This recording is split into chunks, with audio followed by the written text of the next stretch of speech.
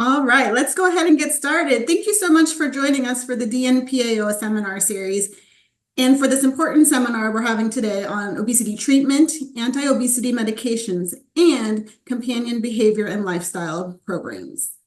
We're so glad to have you join us. I'm Janelle Gunn. I serve as the Associate Director for Policy, Partnerships, and Communications in CDC's Division of Nutrition, Physical Activity, and Obesity. These seminar series are a set of seminars we do throughout the year, so these will be posted later on our website. Just a few housekeeping things. This is going to be recorded. All lines are muted. We encourage you, if you have questions throughout the seminar, to put it in the Q&A box, and we will address as many of those as we can during the time we have allotted for the seminar today. So pleased with such a great turnout today. It's great to really see the public health interest as we continue to address obesity. CDC recently released new obesity data. The first you see here is the state level data from the Behavioral Risk Factor Surveillance System that we released last month, showing that 23 states had an adult obesity rate at or above 35%. Also, last month, CDC released some national level data from our National Health and Nutrition Examination Survey, showing about 4 in 10 adults had obesity.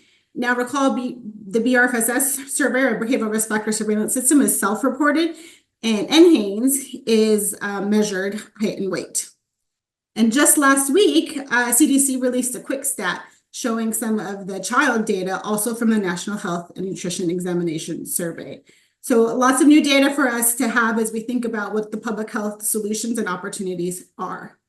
Also want to note that this year we've really done a lot of work in expanding our family healthy weight programs. This was a commitment in the White House National Strategy on Hunger, Nutrition, and Health to expand these evidence-based programs. So CDC is currently working on this through 3 of our funding announcements. And you can see here on the map where these programs are located in the United States.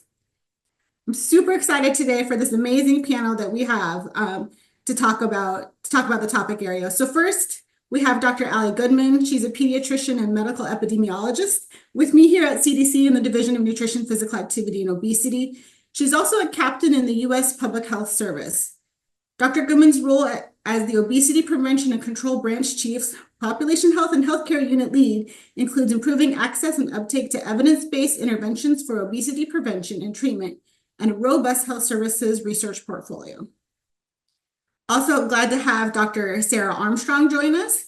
She's a professor of pediatrics and population health sciences and division chief of general pediatrics and adolescent health at Duke University. She's the past chair of the American Academy of Pediatrics section on obesity and is a co-author of the 2023 Obesity Clinical Practice Guidelines. Her clinical work is caring for children and adolescents with obesity, and her research focuses on clinic to community collaborations to improve child health and well-being. Also, so glad to be joined today by Dr. Ariana Chao. She's an associate professor in Johns Hopkins School of Nursing, of the School of Nursing and in the School of Medicine. She's the director of research at Healthful Eating, Activity, and Weight programs at the Johns Hopkins School of Medicine. Her program of research is focused on the development and evaluation of innovative interventions for obesity and related eating behaviors that improve physical and mental health. Dr. Chao has over a decade of experience as a family nurse practitioner, and her work has been supported by the National Institutes of Health, as well as the foundation and industry sponsors. Dr. Chao received her Bachelor's of Science in Nursing and a Master's of Science in Nursing, family nurse practitioner from Boston College, and a PhD from Yale. So as you can see, we have an outstanding panel today for our seminar. We'll be reviewing new highly effective medications to treat diabetes, obesity, and cardiovascular disease, treating obesity in youth, and the importance of lifestyle modification. And we will wrap this up with a Q&A. So without much further ado, I'm going to hand the mic over to my colleague, Dr. Aly Goodman. Thank you so much, Janelle, and thank you for having me today. It's an honor to be able to present. So I'll be speaking today about advances in evidence-based obesity treatment and new anti-obesity medications that are companions to health behavior and lifestyle treatment programs. So what influences body weight and body composition? We talk a lot about what we see above the iceberg here in this slide, the environment and genetics, but it's so much more complicated than that. Stress, poor sleep, sedentary lifestyle, unhealthy food can all impact our weight. But medications also taken for various conditions can also contribute to weight gain or loss, and other, really important factors such as excessive screen time, pregnancy, the gut microbiota, life events, endocrine disruptors, environmental chemicals, all of these things impact our body weight. So all of these factors are interacting all of the time, right? And it's making it really challenging for all of us in the obesogenic environment that we all live in to maintain or even reduce body weight over time if that's what's needed. Obesity is a remarkably complex, chronic, and relapsing and remitting metabolic disease of energy balance. It is driven by a very complicated and dysregulated interactions of hormones and the brain. That's what I'm going to talk about today. Obesity was declared a disease over a decade ago by the American Medical Association.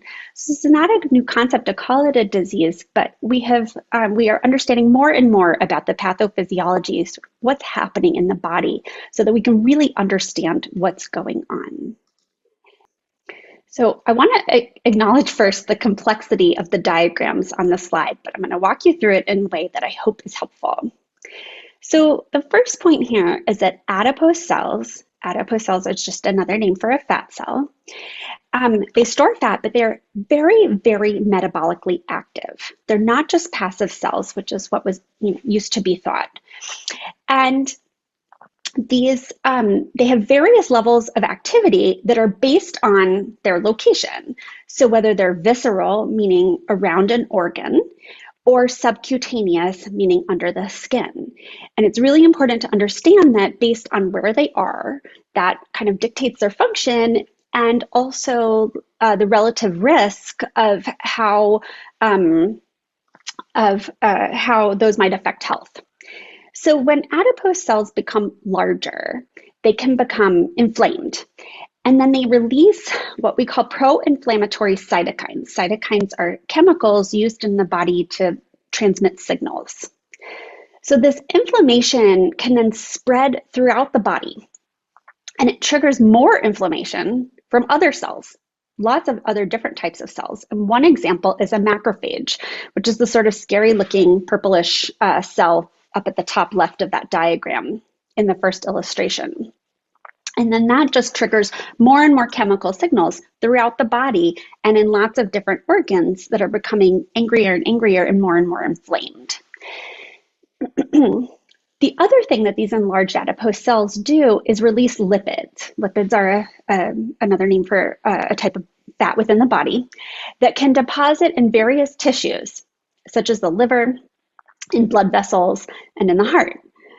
And these cumulative effects of inflammation and lipid deposition or deposits can lead to significant changes in multiple tissues and multiple organ systems over time. And it's those changes that pose significant health problems. Again, it's that inflammation and the lipid deposits that we're really concerned about. So one example of that is what's called vascular endothelium dysfunction. Say that fast 10 times, right? But what it means is dysfunction of the lining of the blood vessels, which can result in hypertension or high blood pressure. Inflammation is also known to contribute to chronic kidney disease and to the development and progression of cancer. It also contributes to cardiovascular disease, non-alcoholic fatty liver disease, insulin resistance, and diabetes. All of these health issues are linked to inflammation and lipid deposits that are caused by obesity. So here's another really complicated figure, but it's here to demonstrate the very, very complex pathways that regulate body weight and metabolism. But these complex systems have also led to opportunities for pharmacologic interventions. So put in a straightforward way, food consumption, when we eat, stretches the stomach and the small intestine, and that triggers the release of hormones that signal many organs around the body that are involved in metabolism. Two of the main hormones that are involved in these pathways that we're going to focus on today are called GLP-1, or glucagon-like peptide 1, and GIP, glucose-dependent insulinotropic polypeptide, which are shown in the middle in green. So just highlighting for you how complicated this is and how there's all these hormones and all these signals kind of running around to all these organs to regulate. But those are the big ones we're going to talk about, GLP-1 and GIP. So these multi-use drugs that influence those hormones of GLP-1 and GIP are really substantial advancements in the treatment options for obesity, diabetes, and cardiovascular disease, and likely many more other conditions that we're going to find out about over time. And these drugs offer exciting possibilities for addressing multiple chronic health conditions. So these medications work by targeting the hormones that are involved in regulating metabolism. And they can affect various organs that are involved in, different aspects of those circuits. A GLP-1 receptor agonist is one type of medication that increases the effect of the GLP-1 hormone that I showed you before. An agonist is a chemical that activates a receptor to produce a biological response. So basically, an agonist increases the effect of a hormone. So that's how this medication works. So for example, a GLP-1 receptor agonist medication can increase insulin output from the pancreas. It can affect brain pathways that decrease appetite or increase feelings of satiety or fullness. They reduce inflammation and insulin resistance in the liver and in muscles, increase endothelial function in blood vessels, and have impacts on the kidneys and in the heart. So by impacting these hormones and signaling pathways in many organs, these drugs can have positive effects on various chronic diseases.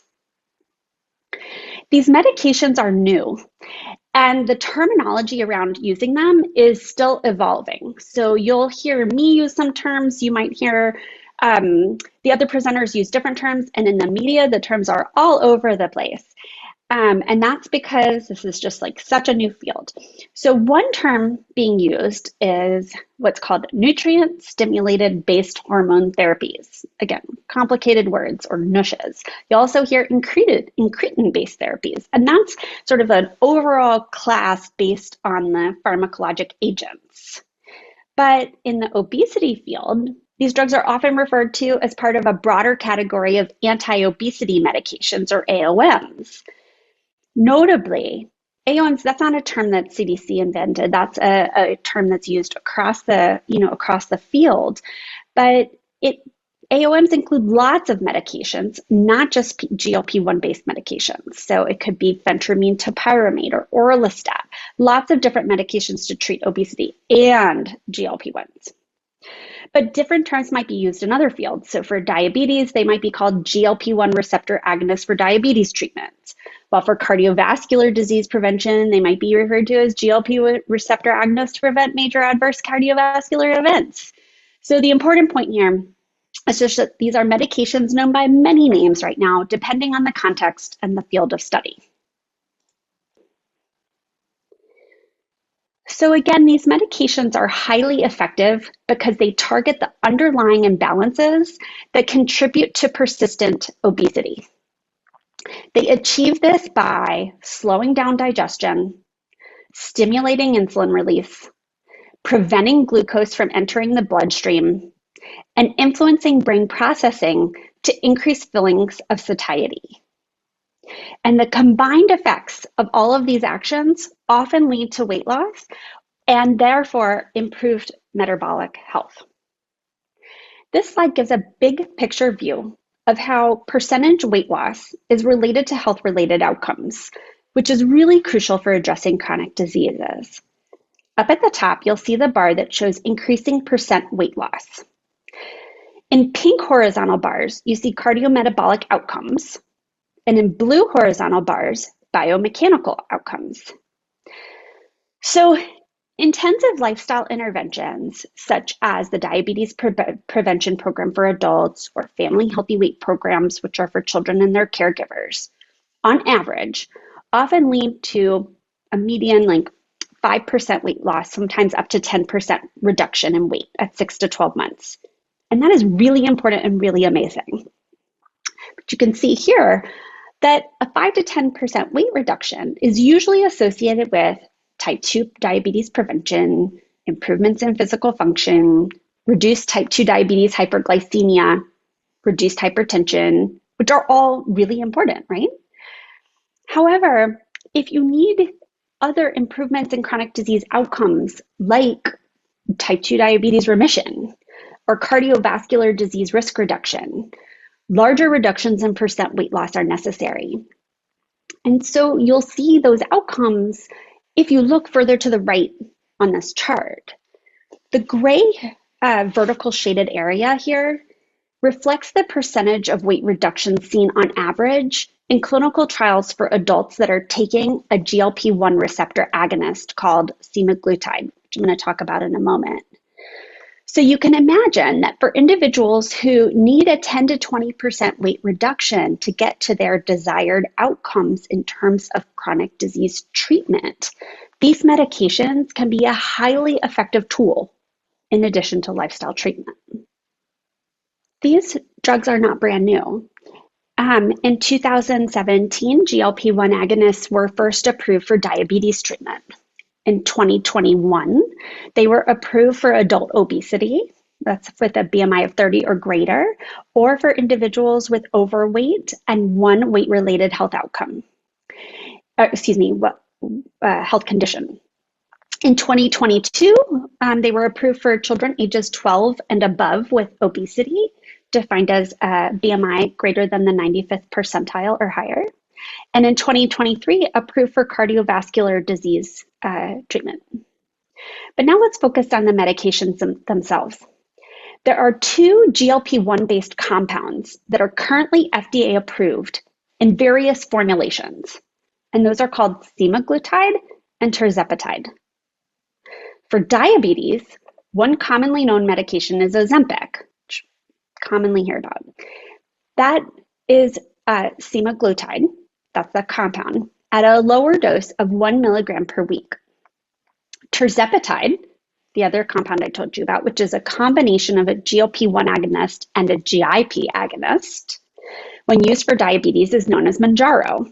And again, you probably have seen commercials for these on TV, or you might have friends or family members, or you might be taking them yourself. For obesity, the GLP-1 based medications are higher. Semaglutide is dosed at 2.4 milligrams per dose per week, and tirzepatide at 10 to 15 milligrams. When semaglutide is used for obesity, it's called Wegovy, and tirzepatide is called Zepbound.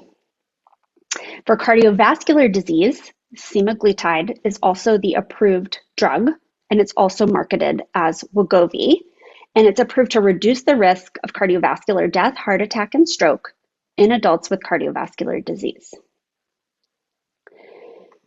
The National Clinical Guidelines for Diabetes and Obesity include GLP-1 and GIP receptor agonists as part of the treatment options for adolescents and for adults.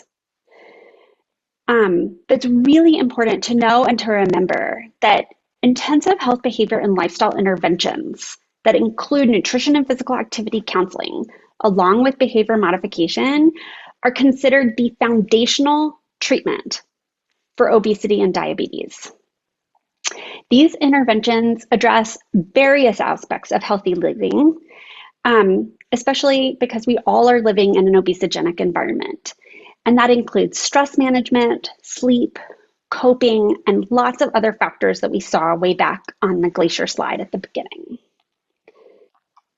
It's also important to note that intensive lifestyle interventions are essential for obesity treatment regardless of whether an individual is taking a medication. Many people might not want to take a medication or might not be able to access one, or it might not be indicated, or they could have a contraindication. But lifestyle intervention is always an option and always a strong option for them. Also, it's incredibly important to understand that the FDA approvals for these medications specify that these medications must be used as an adjunct to lifestyle treatment. Lifestyle interventions have been shown to lead to improved quality of life, improved relationships with food, self-esteem, body composition, and overall health. And these are outcomes that are not necessarily addressed with a medication alone. However, we recognize that in real-world practice, the use of these medications along lifestyle interventions is not always occurring as was originally intended, based on lots of various issues in the field right now. These medications are available only by prescription and have specific health criteria for their use. They are administered through self-injection with pre-packaged doses that may be increased over time based on the desired health effects and side effect profiles. Again, it is important to note that these medications should be used in combination with lifestyle therapy. The most common side effects include nausea, diarrhea, constipation, and abdominal pain. And those can be substantial. Up to 30% of individuals may experience side effects, particularly during the first month of usage and when dosages increase. While some people find the side effects intolerable and discontinue treatment, for many others, the side effects may subside within 1 to 2 months and allow them to continue with the medication. Clinical trials have shown that many people experience weight regain when the medications are stopped. And on average, weight regain is around 70 to 80% of the lost weight. Combining lifestyle treatment with these meds has been shown to help mitigate the extent of weight regain after discontinuation. Again, another really important reason that we want to pair lifestyle treatment with the use of medications. However, access and availability of the meds can be challenging due to insurance coverage issues and many others.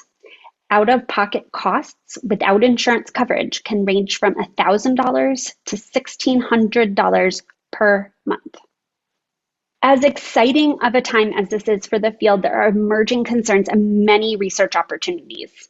There is a major need to better understand how to pair these medications with lifestyle interventions. How much dose of lifestyle intervention is needed? How do we need to modify the content of lifestyle interventions? Where can we deliver that? When and for how long? There are increasing reports about adverse events in real-world settings, including overdoses by adults or by children of adults who are prescribed the drug, injection injuries due to people breaking apart the injection devices to make the drugs last longer. Lots of reported adverse events that we need to be closely monitoring. Rapid weight loss, particularly with certain medications, has raised concern about the loss of lean muscle mass, leading to issues of frailty and sarcopenia, which means the loss of muscle tissue as part of the aging process. Lack of access to physical activity and appropriate counseling can contribute to these concerns. We also have concerns about potential micronutrient deficiency due to restrictive eating patterns. Long-term use of these medications is an area where much more research is needed to understand the effects over extended periods. Tapering protocols, such as gradually reducing the dosage over time, also require further investigations. In today's presentation, I've discussed GLP-1 and GIP agonists, but there's also many other hormones being targeted for drug development. In terms of research, there's over 70 new drugs currently in clinical trials. Over 70. We are at the dawn of a new age in the development of medications for these complex metabolic and chronic diseases. So the important takeaway of this complex slide is just to know that there's many, many new drugs coming down the pipeline to market over the next decade.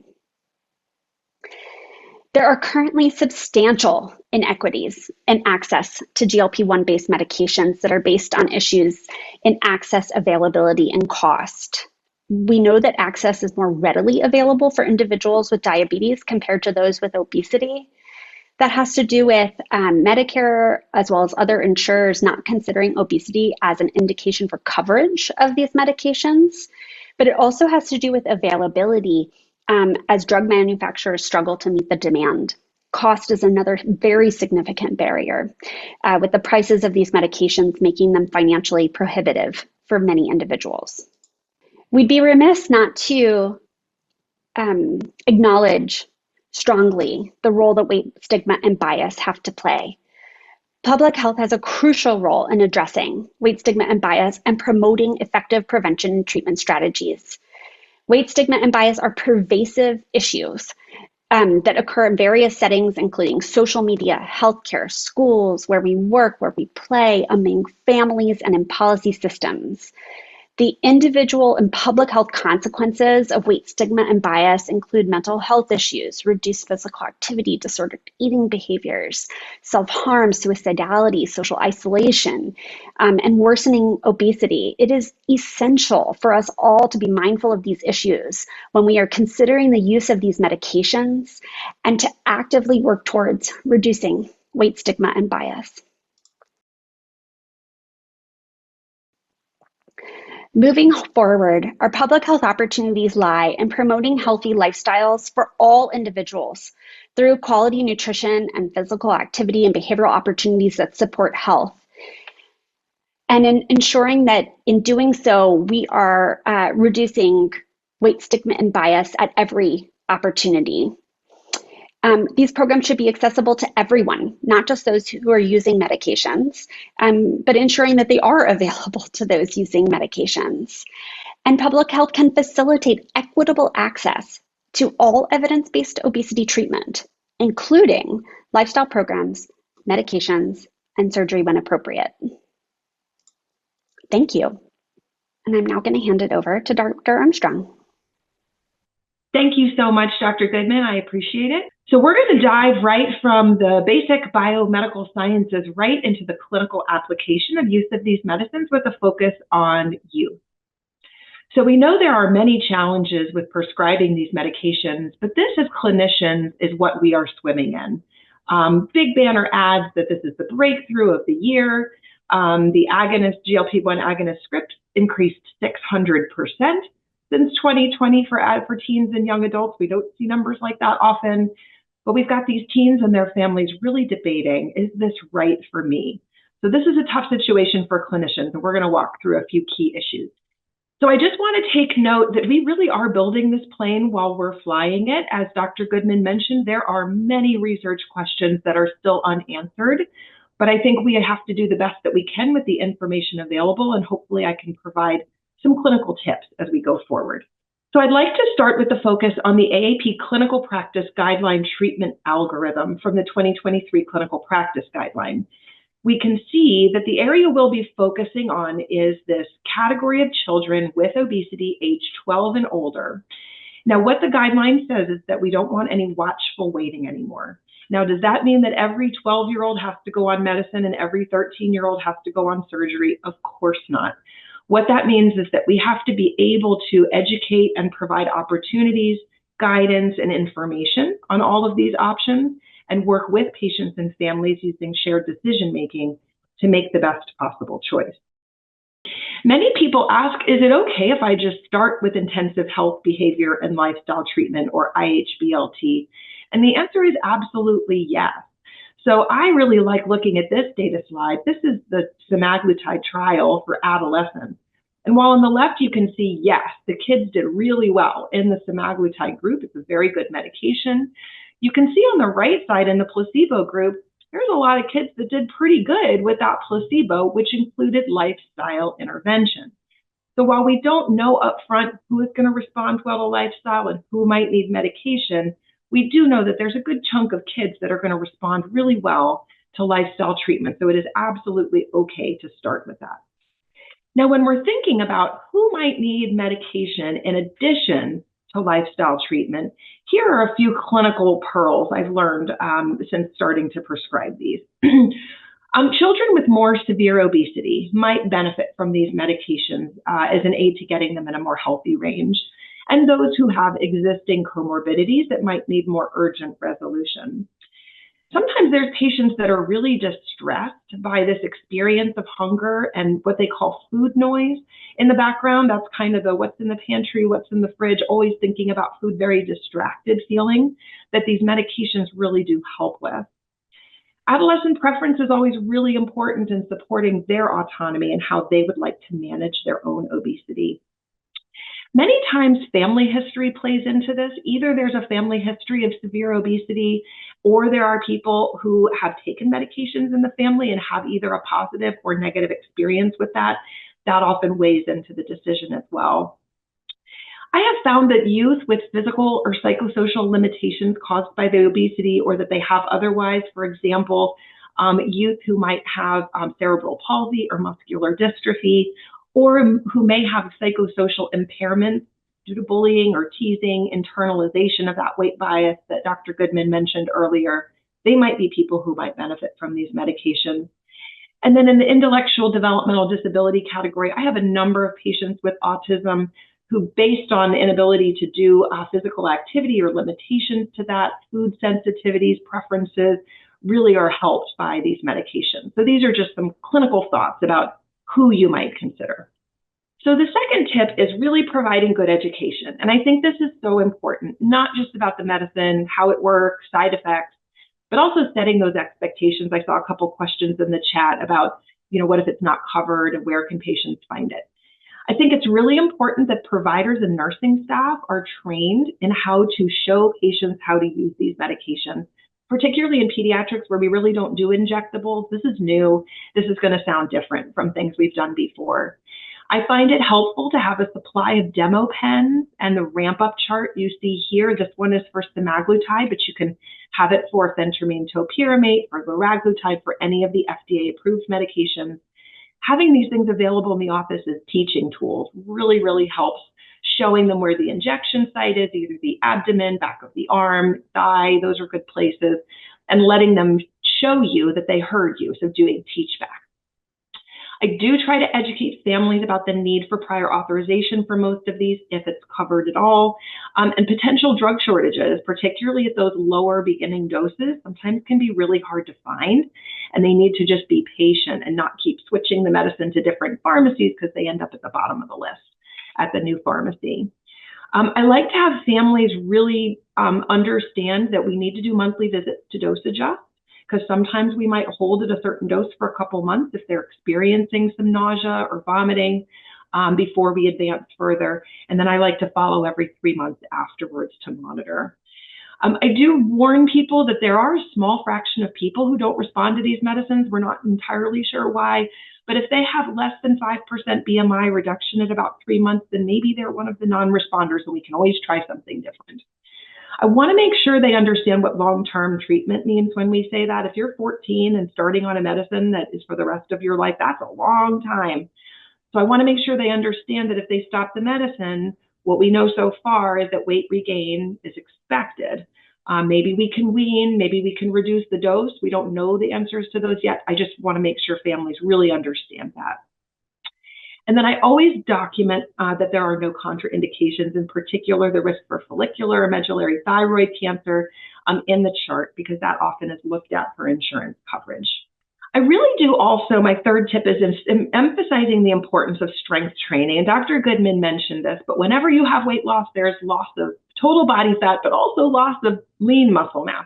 And that's not good for growing teenagers. In fact, a year of incretin therapy or GLP-1 therapy is associated with almost a decade of aging in terms of the muscle mass loss. The other potential thing at the bottom part of this figure is we don't know this yet, but maybe if there's strength training while the weight loss is happening, maybe we could reduce the dose or come off and not have such a great weight rebound. So I think that's really helpful. Now, if patients can access IHBLT, great, they can get that physical activity incorporated. If not, for teenagers, I recommend either at-home strength training using either body weight or just what's around the house, or local opportunities. The YMCA, Parks and Recreation often have sliding scale fees. Planet Fitness does an awesome free for teens every summer opportunity, so that's great.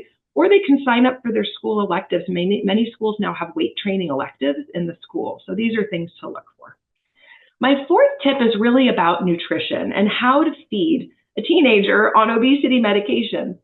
So again, most IHBLT is going to address these general nutrition concepts, but if you don't have IHBLT around, there's a few things to think about. So appetite reduction is good for weight loss, and it can be bad sometimes. So a lot of these kids have been trying their whole lives not to eat too much. Now their appetite's taken away, and so I have some patients who are tempted to just not eat, which obviously is not healthy. So I do try to make sure we're following very closely to ensure they're eating regular meals, even if they're small, throughout the day. I encourage them to have protein at every single meal, again, to prevent that muscle mass loss. And I recommend they eat it first, because a lot of times these medications cause satiety so quickly that once they eat a few bites of food, they may not want the rest. So I don't want them to fill up on the pasta and not make it to the salmon or chicken or whatever the protein is. Sips of water between bites can help avoid the nausea we know is a side effect, particularly with the GLP-1s. Avoiding fatty foods around the day of the injection is helpful to avoid nausea. And this is not evidence-based, but I, as a pediatrician, just put everybody on a multivitamin, knowing if they're going to have rapid weight loss, I want to make sure we've got those nutrients there. My fifth tip is to really address social drivers of health and peer family support systems. Again, IHBLT will likely do this, but if you don't have that, I suggest screening all patients you're going to put on an anti-obesity medicine for social drivers, particularly food insecurity, transportation, and housing. Those are the things that ultimately seem to influence whether or not they can access or continue to take the medicine safely. I think it's important periodically to check in on their quality of life, relationship, self-image. You know, rapid weight loss in teenagers is almost kind of like a little adjustment disorder, and I think it's important to check in and see how they're doing with that. And then using all of those community-based resources that you have accessible to address anything that comes up as positive. Okay, my sixth tip I feel very strongly about, I think this is so super important, is that we really have to co-manage obesity and mental health and eating disorders. So we know that eating disorders are more common in teens with obesity. So I recommend that we screen at baseline and routinely. There's no perfect eating disorder screen in people with bigger bodies, particularly teenagers, but the EDEQ and SCOFF kind of get at the general concepts that are important. We also know that depression is more common in teens with obesity, so I also recommend screening at baseline, and periodically we use the PHQ-9. There has been some public concern about suicidal ideation with GLP-1s. I'm going to show you some reassuring data in a minute, but I think it never hurts to screen and follow, and I like the ask for teenagers as a good screen.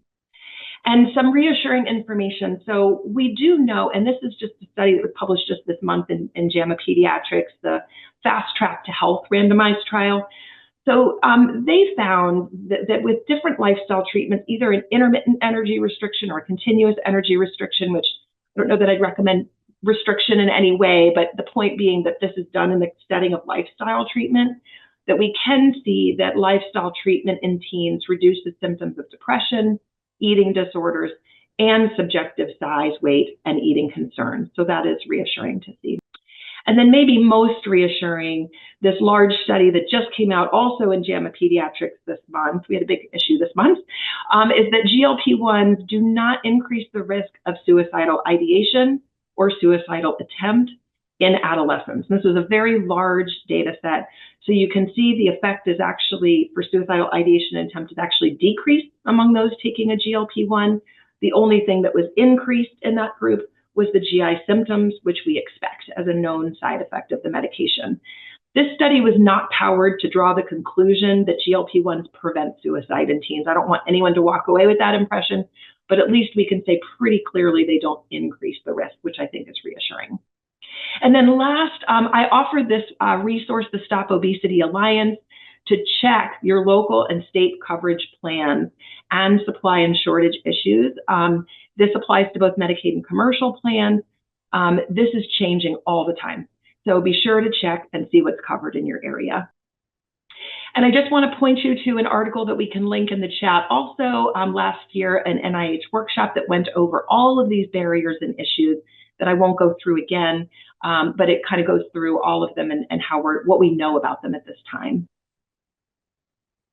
So in conclusion, our goal is to provide evidence-based care to all of our patients using non-judgmental language and shared decision-making so each family can get the most safe, effective, and value-consistent care possible. And now I'd like to pass it off to my colleague, Dr. Ariana Chao. Thank you. Excellent. Thank you so much, Dr. Armstrong. Good afternoon, everyone. I'm really grateful to have the opportunity to speak with you today about this important topic. I'll be covering implications for adult patients in my presentation. Here are my funding and disclosures. So I have participated in research studies pertaining to obesity treatment with the groups listed here. And I have also served on advisory boards and consulted with Boehringer Ingelheim as well as Eli Lilly and Company. So we have entered a transformational time in the care of people with obesity. Obesity is associated with over 230 complications, ranging from things like type 2 diabetes to osteoarthritis and obstructive sleep apnea. Discoveries about the mechanisms that we heard about earlier underlying obesity have informed the creation of more effective obesity treatments. These new medications have contributed to a paradigm shift with greater recognition that obesity is not simply a vanity issue that willpower can cure, but a complex chronic disease with significant health impacts. It's important at the outset to recognize that weight loss alone is not the magic solution to all chronic conditions, and there's heterogeneity in responses. However, we can effectively treat obesity, an important root contributor to many conditions. We can help patients achieve clinically significant weight loss and also prevent and improve many related complications. This paradigm shift in obesity treatment has been ushered in by a new generation of medications. As you can see from this figure showing the average weight losses in excess of placebo in pounds, it's clear that these medications produce larger weight losses on average compared to previous medications. So at the top of the screen, you can see the first generation anti-obesity medications, which produce more modest weight losses that range from placebo-subtracted losses of 6 to 19 pounds. Whereas with the second generation anti-obesity medications, semaglutide and tirzepatide, they produce average weight losses that range from 28 to 47 pounds on average. With these larger weight losses, scientific studies have begun demonstrating the benefits of these medications extend beyond weight loss. Studies have shown improvements in things like cardiometabolic parameters, type 2 diabetes, and prediabetes. Other studies have shown improvements in things like pain in people with knee osteoarthritis, reduced onset of major kidney disease in people with chronic kidney disease, as well as reduced symptoms and physical limitations in people with heart failure. We also see things like improvements in quality of life as well as physical functioning. I've highlighted here in gray some other squares where there's ongoing investigations of different conditions that these medications might help with, things like dementia, substance use disorder, as well as binge eating disorder. I wanted to highlight some recent clinical trial data too that again underscores the implications that these medications can have in terms of health. So in a randomized controlled trial that included over 900 adults with overweight or obesity and type 2 diabetes, almost half of participants randomized to tirzepatide achieved normal glycemia at the end of the trial. In terms of prediabetes, in another randomized controlled trial, we found that over 80% of participants on semaglutide achieved normal glycemia. Another randomized controlled trial in patients with obstructive sleep apnea, or OSA, demonstrated that over 40% of those on tirzepatide achieved OSA remission or switched to mild non-symptomatic status. Lastly, in a cardiovascular outcomes trial for semaglutide, the SELECT trial, it showed that patients with overweight or obesity and established cardiovascular disease, but without type 2 diabetes, that people randomized to semaglutide had a decreased risk of major adverse cardiovascular events, including things like cardiovascular death, non-fatal heart attack, and stroke compared to placebo. These medications can truly be life-changing for many. So as we're adding more tools to the toolbox across the spectrum of treatment and giving much needed options to patients, it's important to again underscore that lifestyle modification really remains foundational. And as has been said before, the FDA has included that AOMs are indicated as an adjunct to a reduced calorie diet and increased physical activity. The premise behind this is that medications can help facilitate adherence to lifestyle modification and vice versa. In fact, our lifestyle modification strategies might help people to actually adhere to these medications as well. It's also important to recognize that engaging in physical activity and eating a heart-healthy diet has benefits independent of weight status. We also know that given the amount of people with obesity, stepped care approaches might be a useful treatment strategy, focusing on least aggressive interventions being tried first and then elevating in care as needed. I highlighted some weight losses before for these new generation anti-obesity medications. And it's important here to emphasize that in those trials, they were paired with lifestyle modification strategies, as you can see here. These are two examples from phase 3 large clinical trials that were conducted for semaglutide and tirzepatide. The semaglutide study that I'm highlighting here is called STEP 1 and was in adults with overweight or obesity. And there's a parallel trial that was done with tirzepatide.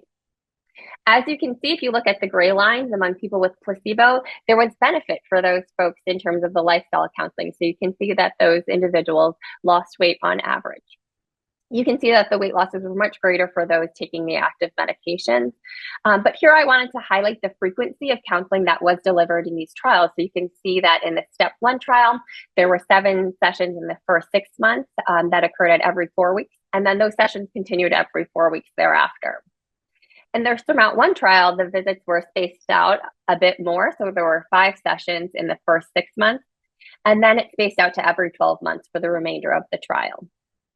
So this highlights very similar to what we heard from Dr. Armstrong about adolescents, that monthly counseling, either in person or remote, is really recommended during dose titration until folks are stabilized.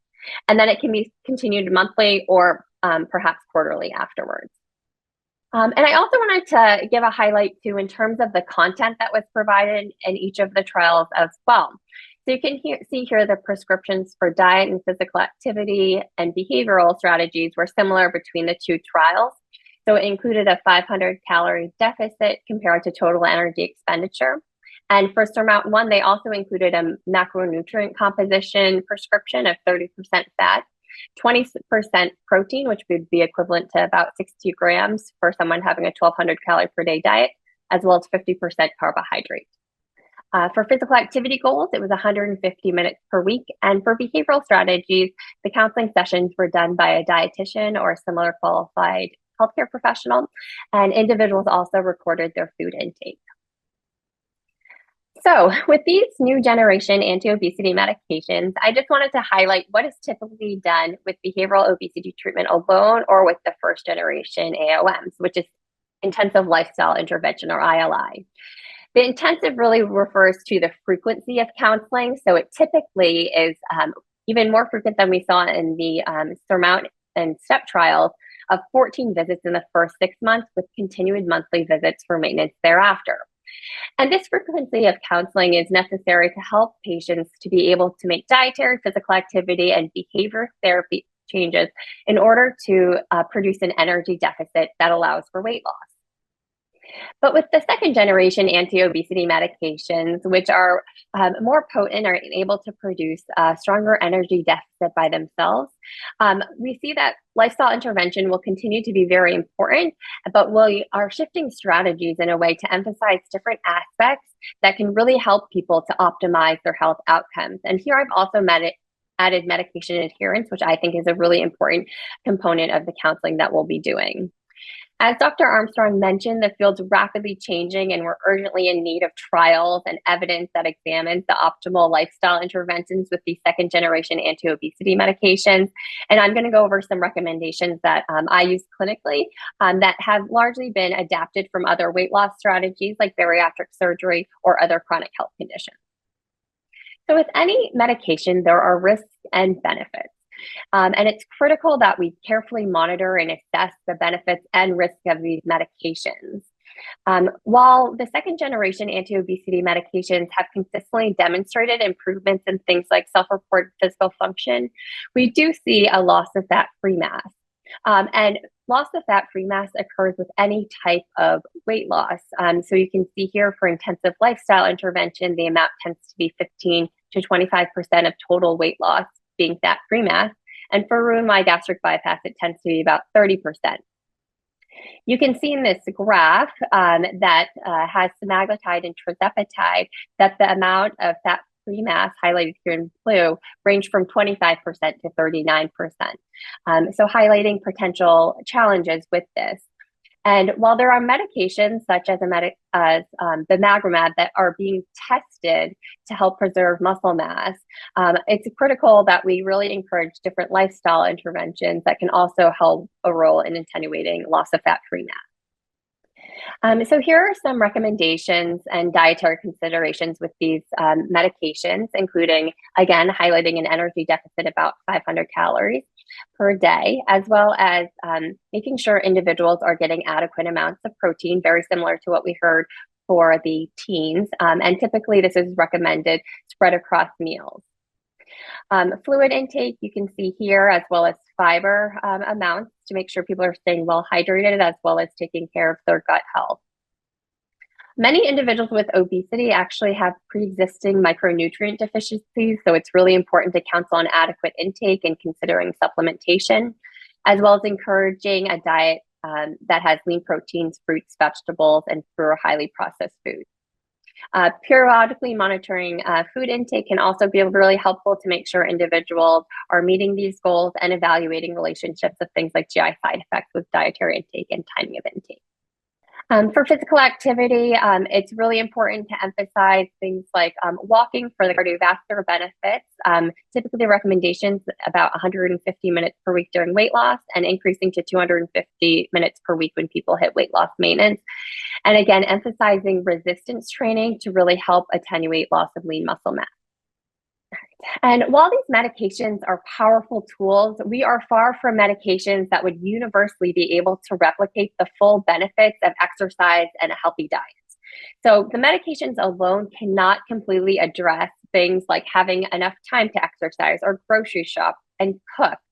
How to implement getting that 60 grams of protein per day. So these are really areas where lifestyle counseling is really necessary, as well as making sure that there's a conducive food and physical activity environment for patients to be able to have enhanced health benefits. We also know that when we have more barriers, that we have less adherence to the medication. So really being able to holistically address things like socioeconomic factors, addressing availability, access, healthcare system factors, patient-related factors, as well as thinking about therapy-related factors are critical to really enhancing the effectiveness of these medications in real-world settings. Lastly, I just wanted to highlight that lifestyle modification will remain the foundation of any sort of obesity treatment. And as we focus not only on quantity, but quality of weight loss, it'll really be important to be emphasizing and maximizing different lifestyle modification programs that can help patients achieve their best outcomes. And I want to thank you all so much for your attention, and I will turn it back over to Janelle. Okay, thank you. Thank you so much to our panelists. I invite you to come back on camera. What a great seminar. Really great information on the state of where things are, its implications for the youth and implications for adults. We were able to answer several of the Q&As in the Q&A box if you want to take a look there. Maybe if I can sneak one in before we close out. Aly, we had a question on how like these lifestyle programs or family healthy weight programs might be contributing to disordered eating, and wondering if you could address that. Sure, and I think Dr. Armstrong can as well. It's a great question and a really important consideration. Thankfully, what's been seen in a number of research studies, and certainly what we've experienced in practice, is that these programs are protective, actually. So not only when children and families come into the programs is there screening, but also, so it's easier to identify when a child is exhibiting symptoms of disordered eating or an eating disorder, because they're highly engaged with the program and with the staff, but also by teaching children and families about nutrition and physical activity and stress and coping and positive parenting and wellness, and engaging with community resources and getting them engaged in all of these, positive practices. It's really helping to protect them, right? So these are protective. And so I think that we really want to get that message out there, that actually we believe that engaging children and families in these lifestyle interventions will help to combat that issue, as opposed to promote it. But Sarah, do you have anything you'd like to add, or Ariana? Just two quick things. Agree with what you said. One is we just want to make sure it's very clear that the lifestyle programs that Dr. Goodman's referring to are evidence-based, high-quality lifestyle programs. Putting a child on a diet or giving a little nutrition recommendation in clinic is not what we're talking about. Those things could potentially be harmful. I just really want to distinguish that. And the second comment I'll make is that remember, especially for teenagers, the world that they are living in, and they know that they have obesity. These kids all know. And so what they're doing otherwise is probably what they saw on TikTok or what a family member is suggesting. And those are likely to be less healthy than what we're recommending in the evidence-based program. So just wanted to make those two points. Okay, well, we are at 3 o'clock. So I want to thank our audience for joining us. As a reminder, this will be posted after we clean up the video on the website. So if you want to come back and see some of the great information or the practical tips that you heard today. And a huge thank you, and audience, please join me in thanking our panel for such great information, and we'll see you next time. Thanks all.